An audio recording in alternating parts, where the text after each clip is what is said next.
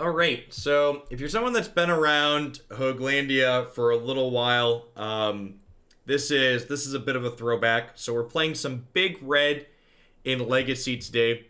We've got some Blood Moons and some Chalice of the Voids alongside cards like Ancient Tomb, City of Traitors, Lotus Petal, and Simian Spirit Guide to power these cards out on the first and second turns of the game. And then to actually win the game, we use cards like Sneak Attack, Raze-Boar, and Through the Breach, along with giant monsters like Griselbrand, Worldspine Wurm, and Emrakul the Aeons Torn to actually win the game. One thing this build is doing that we didn't get to do way back in the day is play 4 copies of Once Upon a Time. So Once Upon a Time can help us find these big scary monsters. It can help us find Raze-Boar. It can technically find Simian Spirit Guide to help us power out Chalice of the Void on one, or it can find an Ancient Tomb or City of Traitors to help us do these things faster. So it finds a lot of our different things here. One thing I've elected to do, which may or may not bite us, is you'll note that I'm not playing a basic forest. I think playing a basic forest is a mistake, because, like, this is the only thing it's casting. I think we just, like, hope to have Taiga when we're not Blood Mooning, when we have Blood Moon out, we're probably far enough ahead that we're okay drawing one of these as a dead draw or having to cast it off Lotus Petal. So let's go ahead and hop on into a Legacy League here with this one and see how it goes.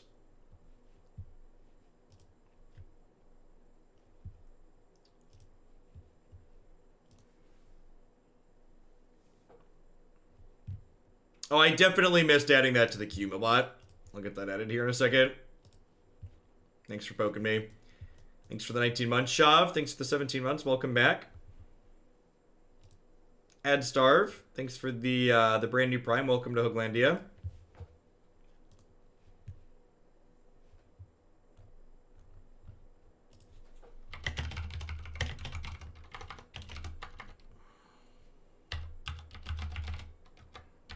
Get that appropriately backdated.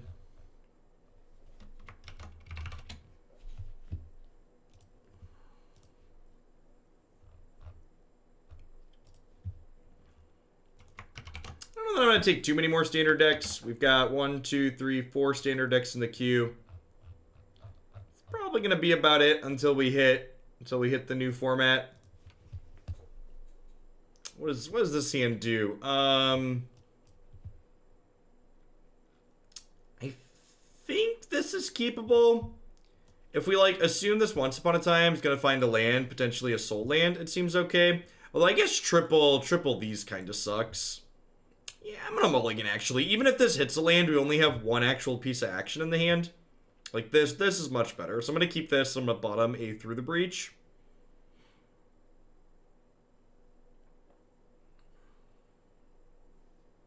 Hey, well, I appreciate that, Ed. I wouldn't be here without folks like you dropping off that Prime Sport. Keeping double Sneak Attack hurts against, like, exactly Cabal Therapy, but that card doesn't see a ton of play in this format anymore outside of Dredge. Sunstorm lost Cataxian Probe. It's not a card they commonly play anymore. Once upon a time, there was a Ancient Tomb. Look at that. And this little Ancient Tomb went wee, wee, wee all the way home.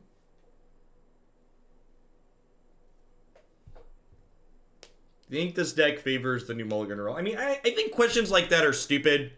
I think this idea that, like, the new mulligan rule makes decks that weren't previously playable is nonsense. I think decks that were good before the mulligan rule are better, and decks that were bad are worse. I think these people that think, like, the new mulligan rule was this big mean thing that attacks certain archetypes out of the format are nonsense.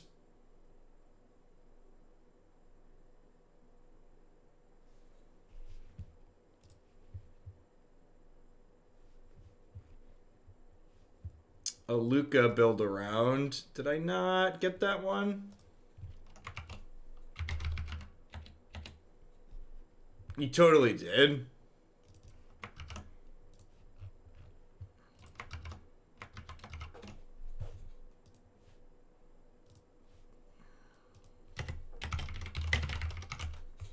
I'll have to go back and make a note to double check because I missed a few of them. Looks like...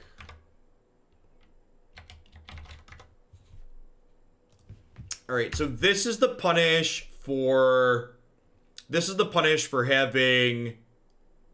I bottomed through the breach and kept 2 sneak attacks, and this is the exact punish for doing that.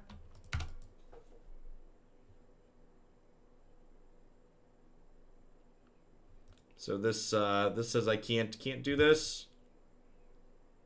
We're probably just dead. Karakas here. This is a rough beat. This build is notably not playing any copies of Inferno Titan, which is a card this archetype's played in the past. That's like very good in this matchup. Float in. Thank you for the 5 months. I appreciate that. Welcome back. Yeah, we're pretty good at this point. I don't think there's any Kozilek's returns in the sideboard either. I think we got a couple of Fiery Confluences. Yeah, I've got Fiery Confluence and Torch Defiance and maybe some Chaos Warps.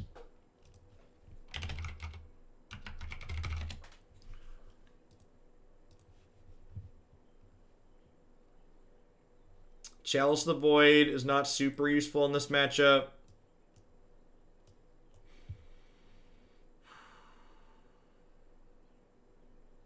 Do I want Chaos Warp to take some stuff? Probably.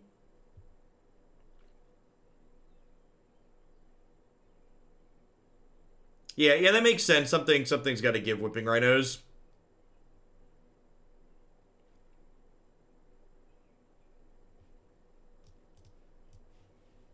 I think I'm going to bring in Chaos Warp on the draw, but on the play, I'm just going to be a little bit more linear. Probably cut like fast mana or something on the draw.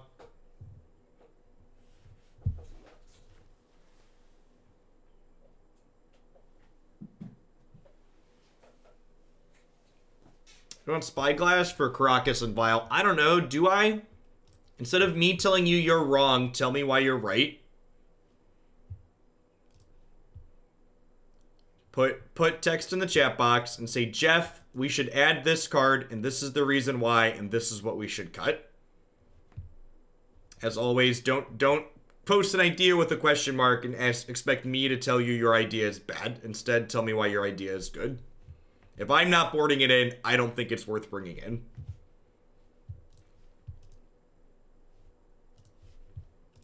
I'm gonna go ahead and play Lotus Petal out. Might as well. I miss the Godo Bandit Lords, the fairest of Stoneforge mistakes.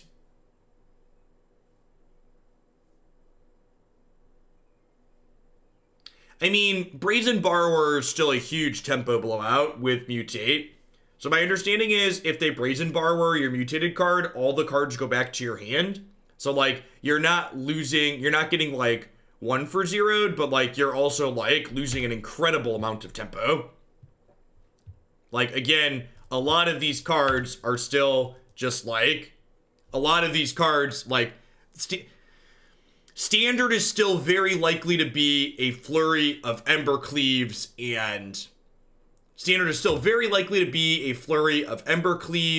and Brazen Borrowers and 3-mana Tefrees. Like, that's just the reality of it.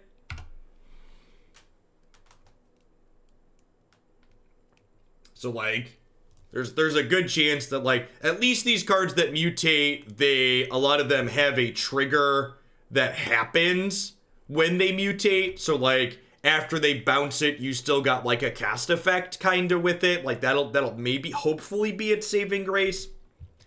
And the fact that they're bringing back cycling and they're attaching abilities to cycling is, like, a pseudo way to play cards on your opponent's turn while they have Teferi out.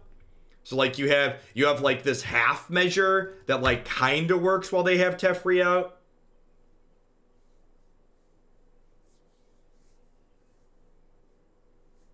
So, Mutate is, people that are comparing it to Bestow, it's kind of like Bestow in some instances, but not like Bestow in others. So, my understanding of Mutate is that if you mutate onto something and they bounce or kill the thing you're mutating onto in response, your mutate thing then comes into play as a creature. However, if they let it resolve and then bounce or kill it, the whole thing gets bounced or killed. So that's the difference. So it's similar to Bestow in that if they bounce or kill it in response, you get it as a creature. But it's not similar to Bestow in that if they bounce or kill it, you don't then have it fall off and become a creature. Yeah, so once you mutate, they are considered a singular object. However, to prevent feel bads of I killed your thing in response or bounced your thing in response, if that happens, it behaves like Bestow. And that one of the things that if you look at these mutate cards, the thing that will likely make a number of these effects constructed playable is the fact that a lot of these mutate things have an effect that says this happens when you mutate. So even if you mutate onto something and they let it resolve and then kill it, you got the mutate onto text. So the ones that will be constructed playable are the ones that if they Doomblade your thing after it comes into play, it'll get some kind of effect to give you value.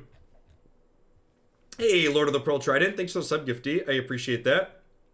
Demir Spy, thanks for the 28 months. Gundam Wing Gochu, thanks for the 18 months. I appreciate that. Welcome, welcome, welcome back, folks. Chalice on 1 to start.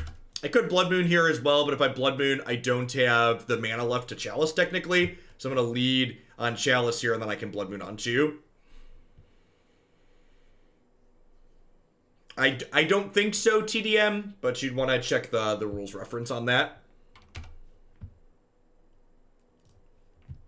Okay, so they're playing Once Upon a Time. Unless they're playing Elves, this is pretty unlikely to do much. I believe most of the Once Upon a Time decks in this format are Chalice of the Void decks.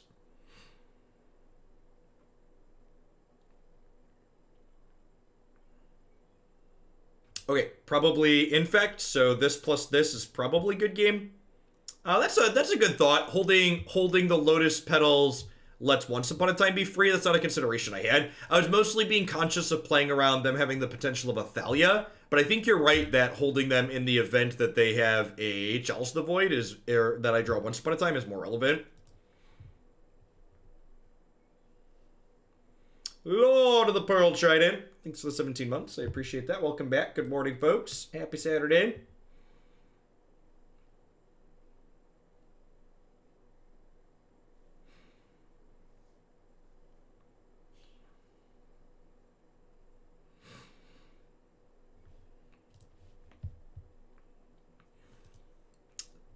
I was gonna say, so they either have a Force of Will or they're in the tank about whether or not they should continue playing. Turns out it was the latter.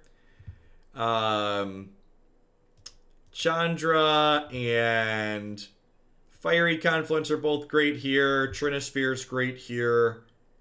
What are we trying to accomplish here? Well, what you just saw. You cast Chalice of the Void, you cast Blood Moon, your opponent concedes the game. So, I think Raze-Boar is probably a little bit too slow here. I think I want to trim that one. I think Fiery Confluence and Chandra both seem good. I think I'm going to trim a Worldspine Wurm. Am I down for Trinisphere? I feel like Trinisphere is probably pretty good here too, huh?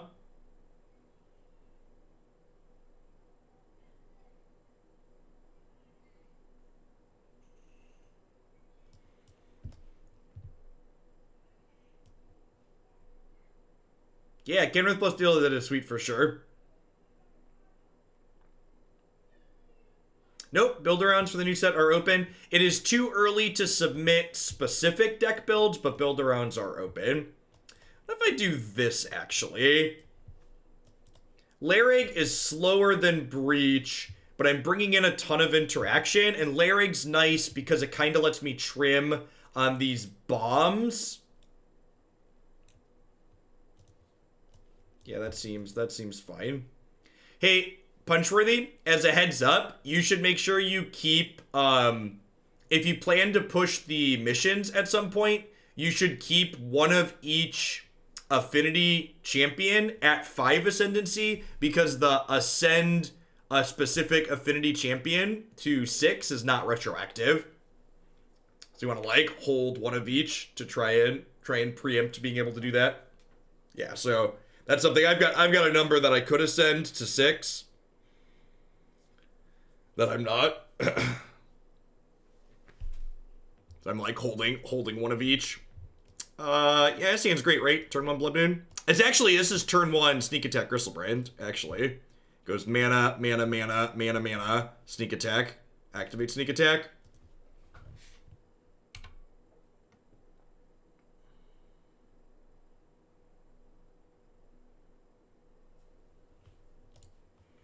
I mean, we're not here to not do the thing. Well, Auto Spider 20 is way down the mission list. It's like super far down. So this is literally the last one before you get the Arbiter, the second to last one.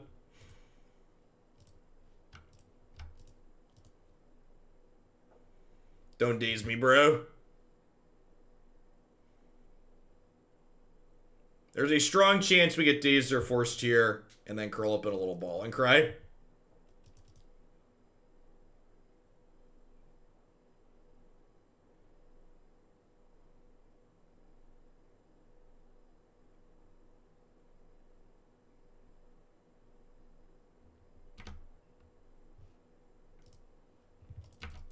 Is that it? Is that all you got?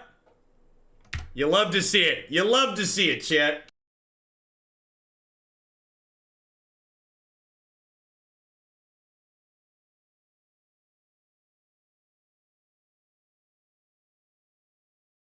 They got greedy and wanted to daze my payoff. They 10 out of 10 should have dazed. Oh no! Oh no! Everything went so horribly wrong. Oh no! Oh no! Not the mono blue disenchant. Gets you every time, chat. Gets you every time. It's just moments before the accident. I am less sad. Yeah, Cube Sealed is coming to Arena sometime very soon, I believe. And I'll bet we'll see a formal Cube draft by the end of the year. If I twas a gambling man, which I play Magic the Gathering, so naturally I am, I would put money on that.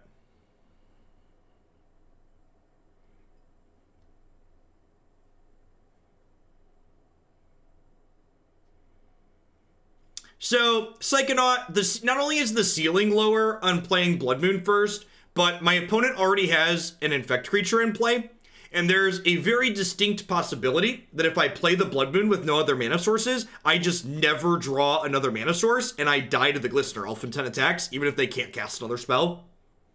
Inhuman Rabbit, thank you for the very generous tier 3 resub. I appreciate that. Welcome back. Thanks for keeping me around.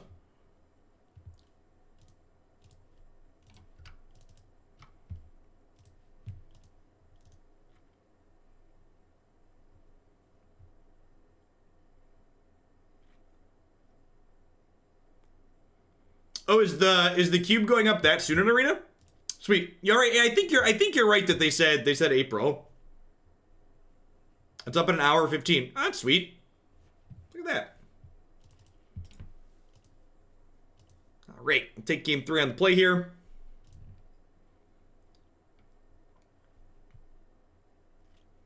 I think I'm happy with how we boarded. I'm gonna run it back.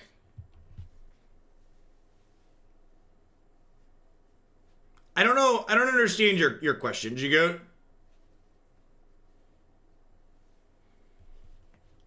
I don't know. I don't know if there's a list posted. I don't keep track of things that involve limited.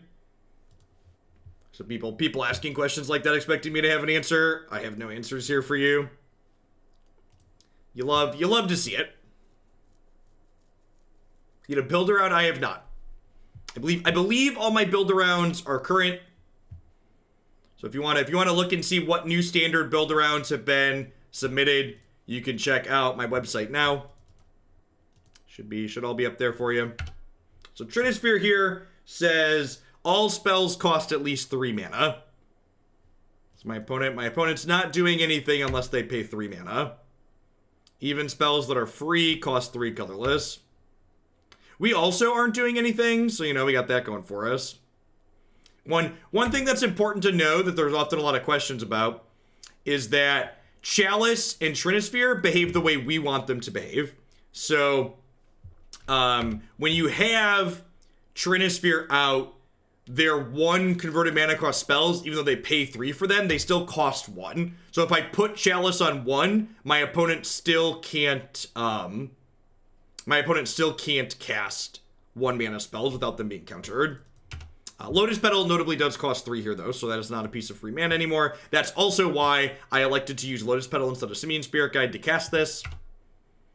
Opponent here only has 1 land, with probably going to be leaning on a cantrip to find their second land here. A lot of the games with this deck that I'm playing are punk or get punked, essentially, is the best way to describe them, I feel. If your deck is functional, your opponent just doesn't play Magic most of the time. Is definitely what I would describe as a feel bad Magic experience.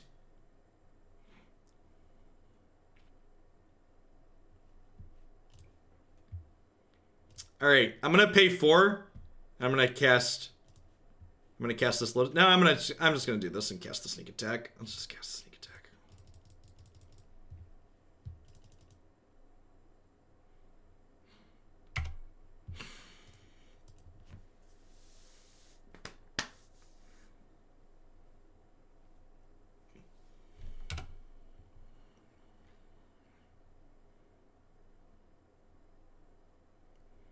We're going to have the old, if we don't draw a red source, we're going to have the old pay 4 life to cast a Lotus Petal next turn.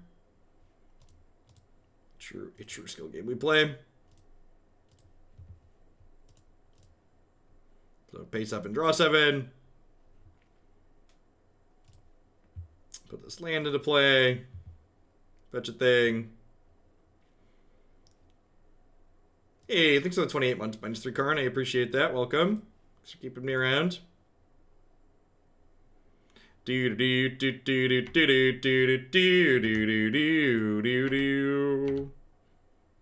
then pretty unlucky here, have to discard the hand size. Oh, my opponent conceded. I was discarding the hand size, opponent. Come back.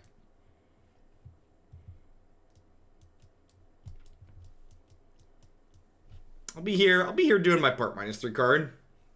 Christy and I ventured out of quarantine for the first time in almost 3 weeks yesterday. She had a doctor's appointment, and then we attempted to pick up some groceries, which was semi-successful.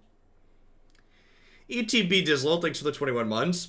We had placed an order for some stuff at Walmart and then some stuff at Meijer, assuming that parts of both of those orders wouldn't get filled because they claimed to have spots for pickup. And like the Walmart pickup went super smoothly. No issues. They're actually only missing a couple of things. And then apparently Meijer is just literally taking orders for pickup that they don't have personnel to fill. So like we placed an order for pickup and they said they had pickup slots, and then like they pushed the time back all day that we were supposed to go pick it up. And then Christy got on some of the community Facebook pages that she's on for the area where we live. And apparently people have had their orders being pushed back for days, and after 3 days, they just cancel it. No, apparently this has been an issue. They just don't have staff to fill the orders, but they're not closing the ability to place online orders for pickup, even though they don't have personnel to actually fill those orders in time. Like, I understand that everything's like kind of a disaster right now, and like things are gonna have delays and stuff like that. But like the fact that they're still taking orders that they know they can't fill is like super terrible. I probably will make a point not to shop at Meijer anymore after this. Like, I'm really glad we had like thought ahead to place orders at 2 places, assuming some of it wasn't gonna be there. Yeah, it's an awful business practice. Like, the places that are just like stopping taking orders, I super empathize with them, and that's super reasonable. Like, there's lots of crazy circumstances going on, but like to sit there and to continue taking orders that you know you can't actually fill and not telling people, like, if Christy hadn't gone and looked and talked to other people, we wouldn't even have known that, like, they were just going to constantly push it back. And the worst part was they just kept pushing it back an hour throughout the day. Like, instead of telling us that, like they still haven't told us that our order's probably never going to get filled. Like, we were supposed to pick it up at 11, and every hour they texted us to move it back an hour when we were supposed to pick it up.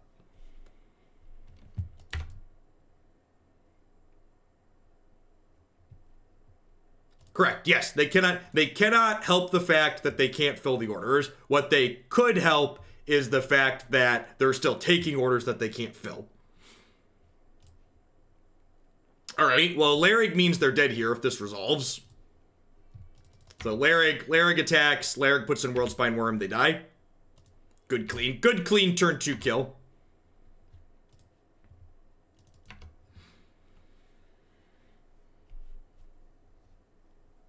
We did the thing! Yay! The wiggliest of all the worms.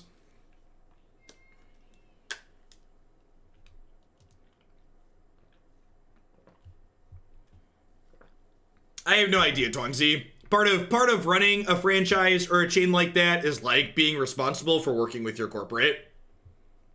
So like the blame is definitely on a little bit of column A, a little bit of column B there. I don't really know what our opponent's doing. I think in the dark, I'm just going to board in Trinisphere because they could theoretically be a combo deck. I guess they dazed us, right? So if they daze us, I definitely want Trinisphere. Cutting Seething Song in the interactive matchups is usually the go-to. I don't know if this is a Chandra or Fiery Confluence matchup. I think I'm just going to err on bringing in Trinisphere for now, and we'll wait and see.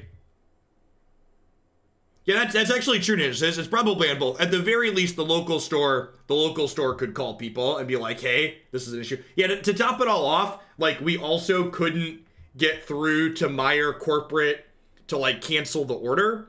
Like, we couldn't get a hold of anyone at local or the corporate. So, like, I think our plan is just, like, go get groceries that we still need that Walmart couldn't fill from somewhere else. And then, like, if they charge us and tell us the order's ready for pickup, we're just going to tell them that we're going to issue a chargeback if they don't refund it. It's just a disaster all around. I'm glad Walmart went smoothly. It actually kind of surprised me. Because, like, Walmart's, like, the cheaper store, and I was kind of expecting the store with the lower prices to, like, be more likely to have an issue, as opposed to the store that charges more of a premium. And that was not the case.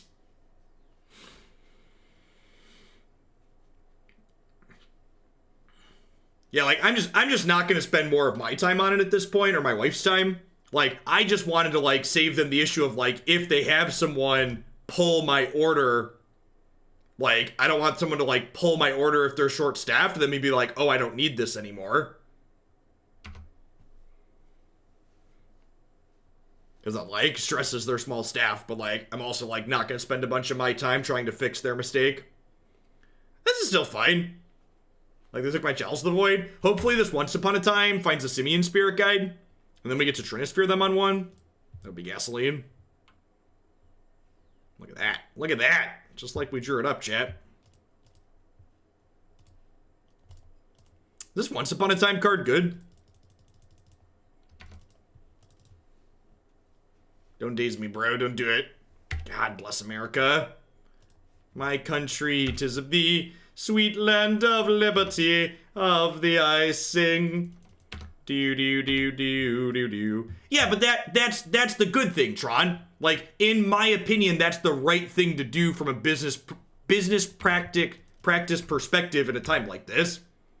Like, if Meyer had just, like, turned off their online orders and was like, we're overwhelmed and we can't let you place them, like, that would be fine. That's being honest with your customers about what's going on. What's not okay, in my opinion, is what Meyer is doing, which is they're taking orders that they know they can't fill and then not telling people that they can't fill them. Like, I would feel really terrible, like, if, like, what if, like, an elderly person placed an order and they only placed an order for Meyer expecting to get groceries? Like, I am in the super fortunate position that, like my family still is going to eat no problem despite their screw up. Like, there could realistically be people that aren't in that position that are ordering thinking, oh, I'm going to be able to get these things, I'm depending on this. Meister Clickington, thanks for the 12 months, I appreciate that, welcome back. They named Soldier with Cavern, which is interesting. Hopefully we live a turn and just Emrakul them and it doesn't matter. Unfortunately, do not have red to activate sneak attack this turn, but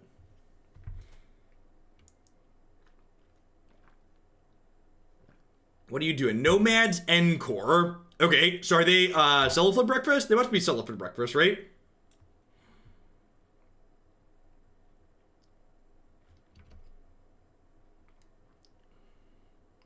We could die here, right? Are we dead? We might be dead. This is lethal, right? So these two cards together allow my opponent to mill their entire deck. And then we'll see how they win. Oh, they just tried to return that Zorkle. Okay, that's super easy. Got it.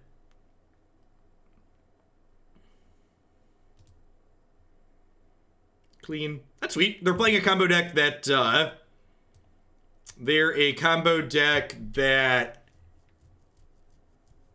gets to play Thoughtseize Days Force of Will, which is pretty good. Faerie Macabre seems good. I think I'm gonna cut Chalice of the Void. Like, there's gonna be some games that we can get them, but, like, they have, what's it called? They have Cavern and they have Aether Vial. So I'm just gonna board back in the Breach. I'm gonna board in these Faerie Macabres. I'm gonna click submit. Let's do that. I guess I could bring in Sorcerous Spyglass and name the Nomads. This technically stops them from comboing, huh?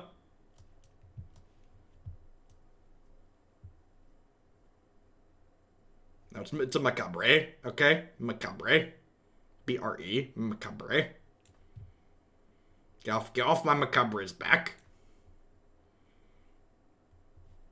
What do I want to trim here? I need 2 cuts.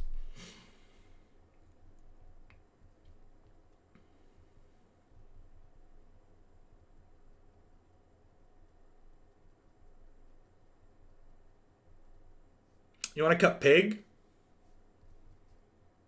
Yeah, it's probably fine. Let's trim around the edges.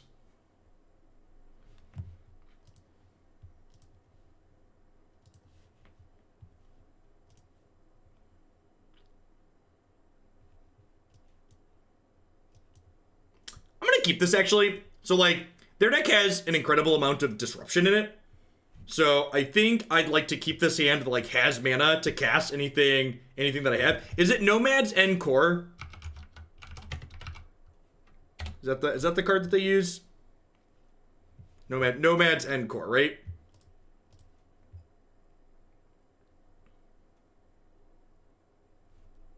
Sick.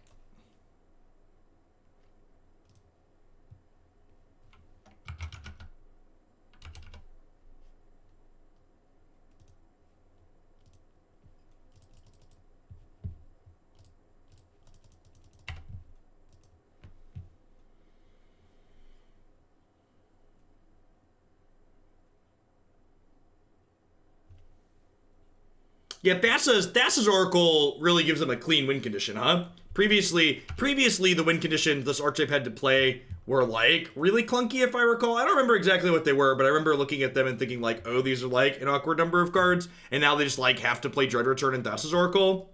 Yeah, we could just die. Oh, they're a Stoneforge deck too. Wild.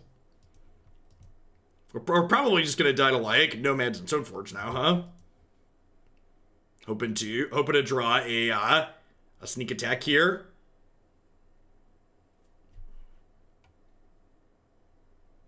Or through the breach, or a Ilharg. How about another Emrakul, chat? What do we think of that one? Yeah, it was Angel of Glory's Rise, Labman, Azumi. Yeah, so they get to cut previously those 3 slots down to just 1. So like they have 2 less not real cards in their deck, which is it's a really big upgrade in a format like this.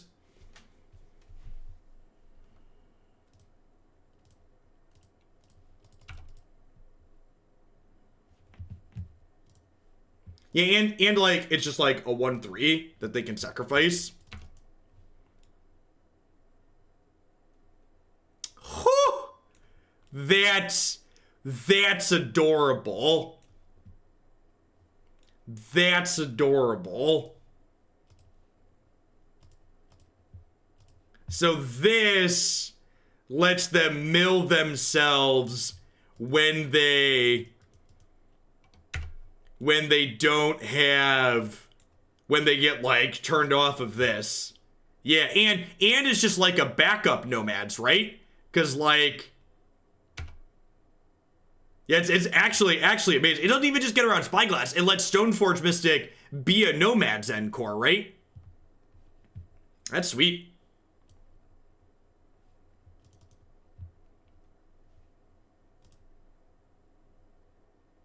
Gosh, we're about to die to 3 power beats, aren't we?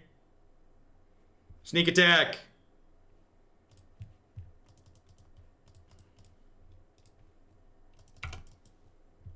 No, we expect you to play that deck as soon as it gets submitted. Actually, it actually looks like three Magic Online decks is probably about a good rate. So this, along with their Celiflid, allows them to combo, because Celiflid, along with anything that lets them target it constantly, lets them mill their deck, and when they mill their deck, they win with Dread Return. So their deck is, they use Cephalid Illusionist is the card that they play, and then Cephalid Illusionist, along with anything that lets them pay 0 to target it, lets them mill the entirety of their deck. And when they mill the entirety of their deck, they flip Narcomoebas into play, and then sacrifice those Narcomoebas to Dread Return Thassa's Oracle while their deck is empty. Yes, they do need a second creature, but usually they're gonna find this via Stoneforge Mystic. I would assume.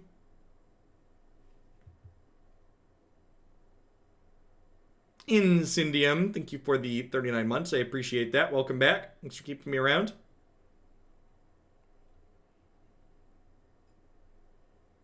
Aren't there cooler 0 mana eclipses? I have no idea. Do a Google search.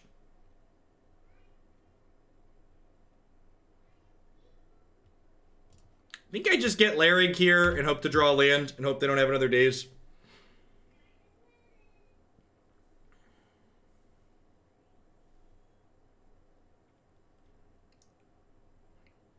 So Declan was sad that we couldn't play as much Pokemon Go since we're staying inside right now, for the most part.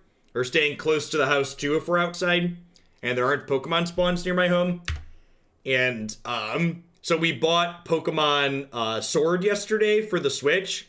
And that child has never sat and played a game for one sitting as long as he sat and played Pokemon Sword yesterday. Like, I was thoroughly impressed with his amount of attention on it.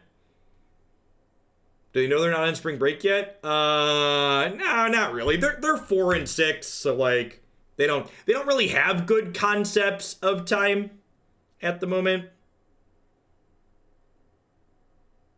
He also can't quite read just yet. So like when he's playing, he needs to have someone with reading to him so he can understand what's going on.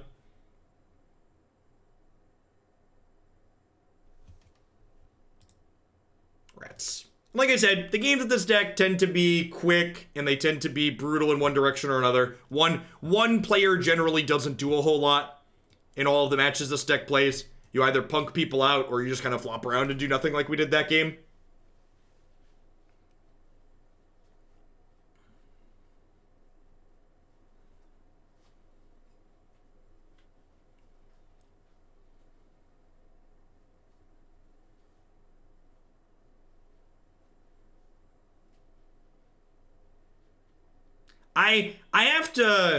I'm not gonna lie, I'm like super jealous that like this is the first Pokemon game he gets to play from the Game Boy perspective.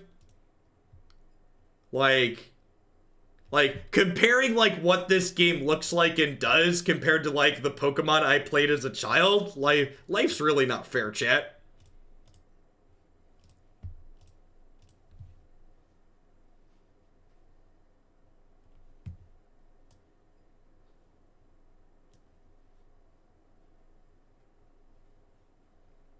Yeah, I think that's a possibility too, Allure. That like the desire to be able to play games without someone reading to him fully will probably prompt him to want to learn to read more.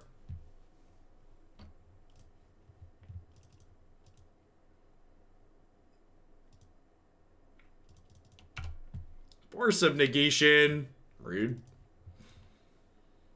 The graphics are better in my memory. Yeah. Yeah, as someone who like went back, there's a fan-made mod called Crystal Clear, which is a hacked Pokemon Crystal ROM that I played somewhat recently. Like, I think it was like probably a little over like a year and a half ago or so. It's before I moved to the house, for instance, probably a year and a half or more ago. But I played through pretty much all of Crystal Clear. It was a good experience, but the graphics are just, you know.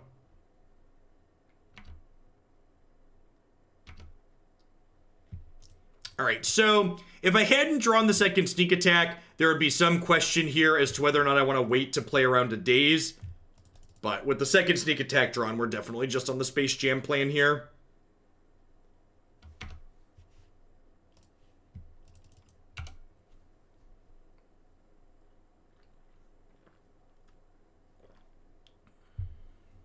Read.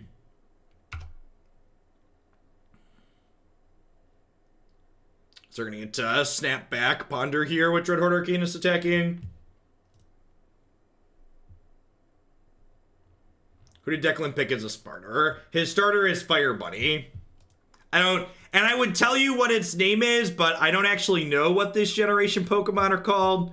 So Fire Bunny is accurate. Score Bunny, there you go.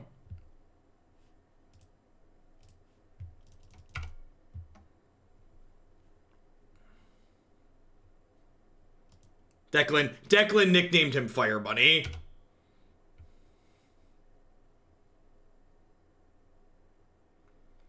So I know the first 250 really well because I played both Silver, Gold, Crystal in addition to Red, Blue, Yellow growing up. Also, the first two generations are more intertwined, I feel like, than a lot of the ones after that. Like there's a lot of babies and like extra evolutions that go between gens 1 and 2.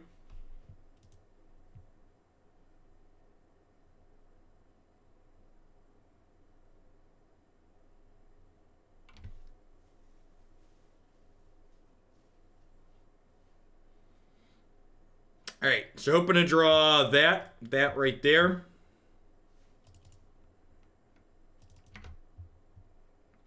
So hoping for not another Force of Will here.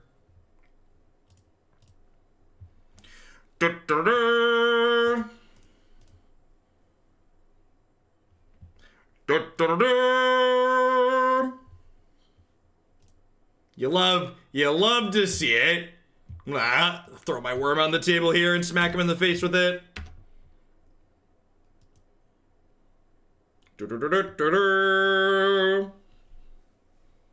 That's a good point. Am I allowed to show me smacking them in the face with my worm on Twitch?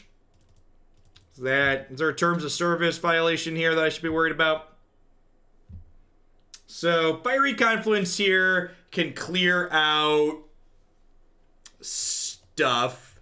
Seething Song's the easy cut in these matchups. The interactive matchup, Seething Song always comes out. Feel like Trinisphere's an easy in. I think I want Fiery Confluence. I could maybe see...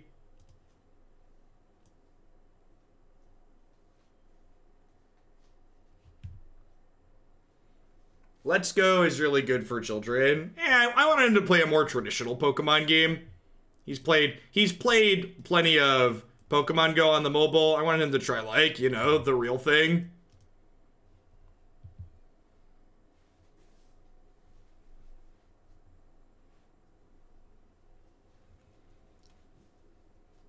Need 3 more cuts here.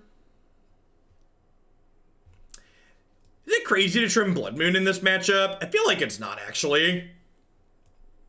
Yeah, I'm gonna cut the Blood Moons and bring in a Chandra. Because, like, they're just, like, they had a green source, but, like, they're mostly blue-red Delver. And, like, they have a lot of access to basic island, especially on the draw. Like, we're pretty unlikely to Blood Moon them before they get a basic.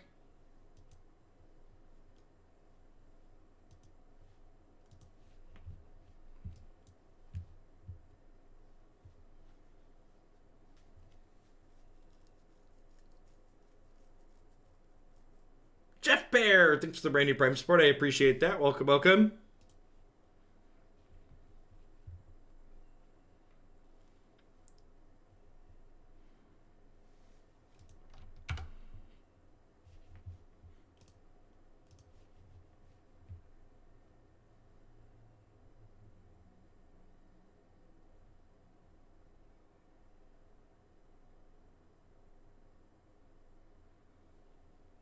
ETA till Crocs of Time. We've been live for about 45 minutes.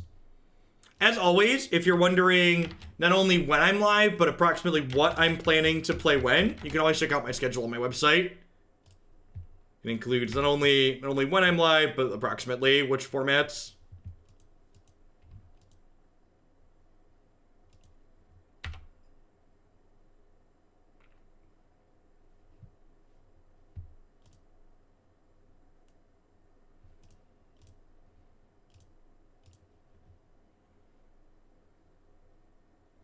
Hey, well, thanks for dropping that off while you're here, Jeff Bear. I wouldn't be here making content without folks like you.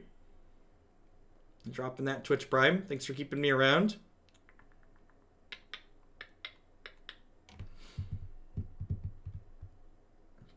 I think I'm supposed to take Ancient Tomb here. I don't know, it's close. So, like, City of Traitors dies if you play another land, but, like, the damage from Ancient Tomb can really add up. They also haven't played a threat on turn 1 or turn 2 here, so, like, I'm more inclined to take the land that goes long, I think.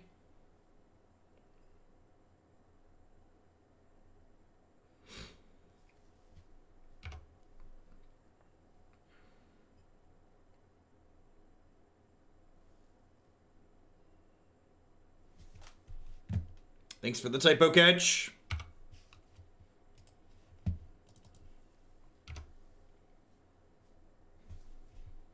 Look at that. Look at that chiseled Planeswalker, chat.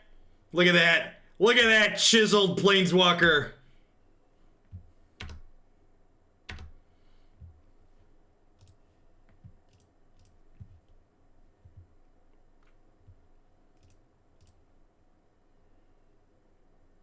Thanks for recommending Conduct Together. My kids and I have been loving it. Yeah, it was like randomly on sale for a penny on... Christy was like, Declan just wanted more games. So, like, Christy went and looked for discounted games on download on the Switch. And she, like, bought a bunch of different ones for a penny.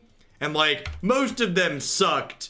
But that was one of them. And it was, like, really good. Like, we've gotten, like, over an hour of play out of it. And we'll probably end up playing it some more at some point when he burns off a Pokemon a little bit.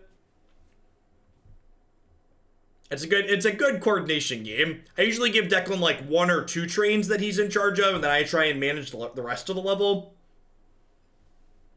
Hey, Tobias, thanks for the half year. I appreciate that. Welcome back.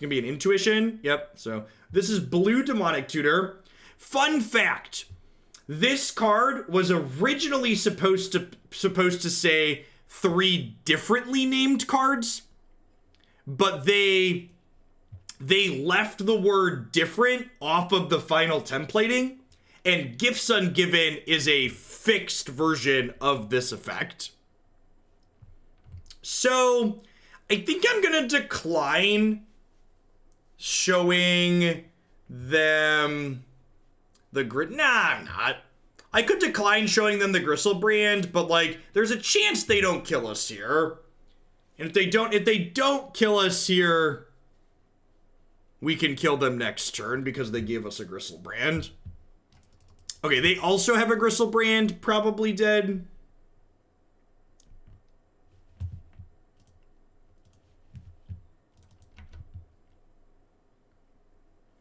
So, Omniscience here, which is actually the card we're going to be playing in Historic in the first set, lets you cast your spells for free. So they cast a bunch of big scaries and kill us. Trinisphere sounds excellent here. Chaos Warp is fine. Blood Moon is not great here. Chalice of the Void is fine. We're going to leave that in because they are a cantrip deck. Even though Chalice wasn't particularly good that game, it is fine generically in this matchup. Even though they are interactive, I am going to leave Seething Song in here because running them down as fast as possible is ideal. I don't think I want Spyglass because, like, the things I'm Spyglassing are things that I have, which doesn't seem great.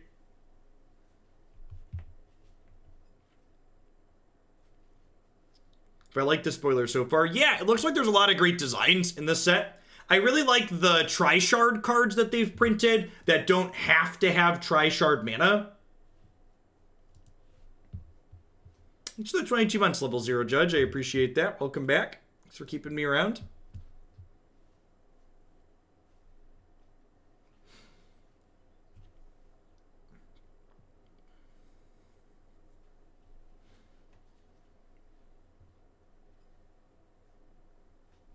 For folks that are watching this, and it's been a hot second since we played some older formats, actually it hasn't been that long. We've had a lot of Modern and Legacy since we opened it back up. But yeah, in general, I'm taking Modern, Pioneer, Legacy, Pauper, Vintage, any Magic Online formats are available for submissions. They are a premium now. They are $50 for submissions at a minimum.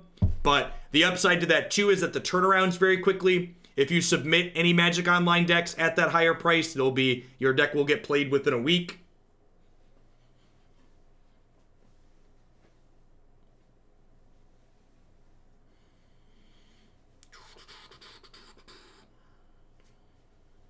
A little bit less waiting.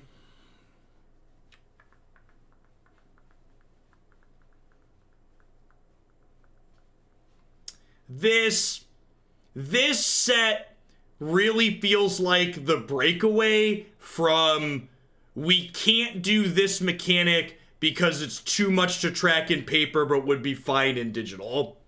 Playing cards from this set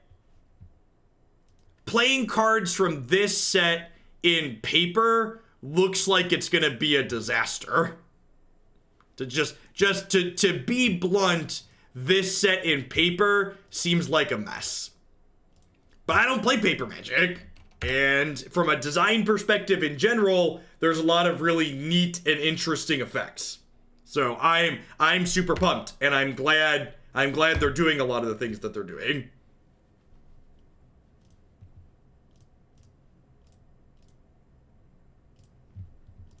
Unfortunately, do not have anything to sneak attack in here.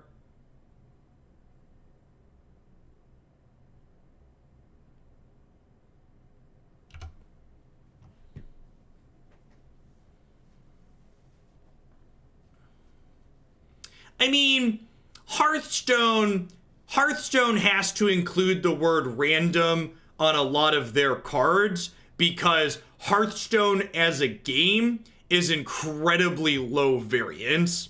The reason why Hearthstone has so many random effects is because their game at its core design isn't particularly random. Magic's inherent resource variance means that you don't need to load the variance in your card game into the actual card effects. Yeah, so we're putting Chalice on 3 here because it stops. They have Ice Fang Coddle in their deck. Seems sweet.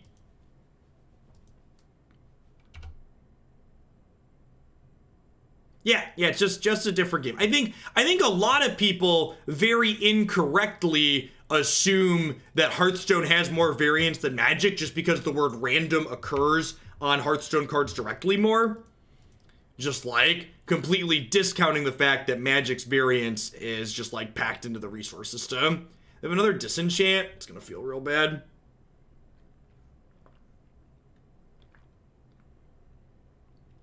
Yeah, it feels bad, man.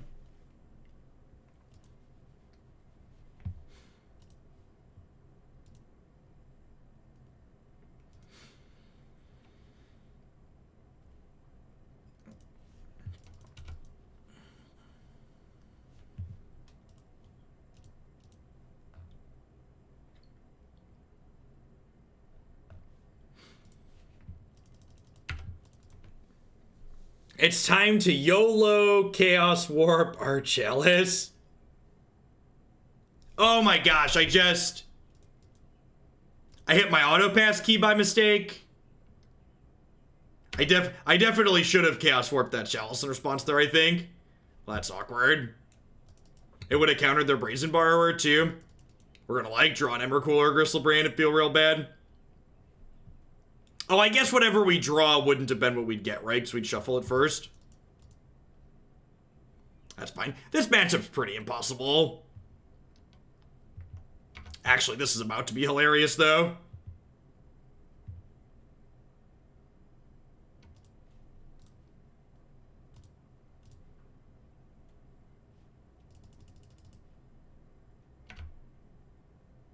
Don't Emrakul me. Don't Emrakul me. Don't Emrakul me. Have a land. Have a land.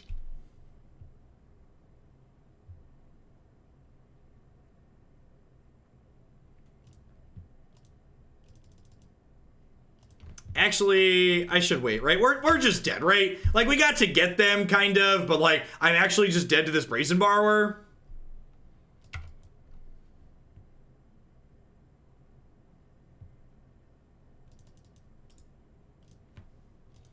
All right, 2 and 3. It's about expectations, I think. We actually didn't get a chance to play Larig at all, so I don't really know how I feel about that. Once Upon a Time felt absurd. The fact that Once Upon a Time was like Simian Spirit Guide and Ancient Tomb and City of Traitors and like also found our creatures was great.